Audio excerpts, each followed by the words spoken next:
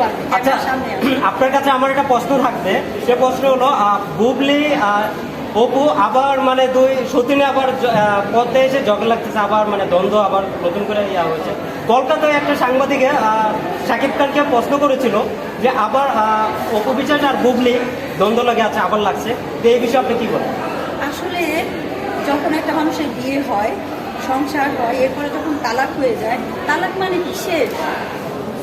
এরা হচ্ছে পাস। অপু বিশ্বাস, বুবলি, এরা হচ্ছে শাকিব খানের পাস। শাকিব খান এদেরকে ধরেও বসে নেই। তো যার যে পাস তাকে নিয়ে আসলে আলোচনা করাটা একটা সময় নষ্ট করা বলে আমার কাছে মনে হয়। ওকে আপু, থ্যাংক ইউ আমার। আচ্ছা, এই ছবিটা আপনার দুটো দুটো দেখা যাচ্ছে। একটা হচ্ছে অ্যাকশন। তো অ্যাকশনে যখন তার বড় বড় চুলগুলো দেখেছি, একদম অ্যাকশনের জন্য পারফেক্ট মনে হয়েছে, খুবই নাইস লেগেছে। এবং যখন তাকে মানে আরেকটা ক্যারেক্টারে দেখেছি, একটা মানে নাদান বালক, সেই লুকটা একদম ইনোসেন্ট, সেটা আরেক রকম, সেটাও ভালো লেগেছে।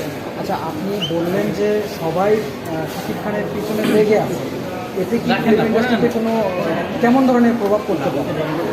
না, প্রভাব পড়বে বলে মনে হয় না, শাকিবের উপর কোনো প্রভাব পড়বে বলে মনে হয় শাকিবের উপর না, কিন্তু ফিল্ম ইন্ডাস্ট্রির উপর যারা আসলে সমালোচনা করছে, শাকিবকে সাপোর্ট না করে শাকিবের পিছে লেগে আছে, বিভিন্ন জায়গায় বিভিন্ন কথা বলছে, এগুলো আসলে আমাদের জন্য খারাপ হচ্ছে। কারণ এই কথাগুলো সামনে না আসাই ভালো। একজন সুপারস্টার, সে তার মতো কাজ করছে, তুমি তোমার মতো কাজ করো, কেন শুধু বারবার ও তার পিছে লেগে আসো? এটাতে তো মানুষ জানছে খারাপ হচ্ছে, এটা আমাদের জন্য খারাপ হচ্ছে। এগুলো না করে মিলেমিশে কাজ করা ভালো। Thank you so much. Thank you.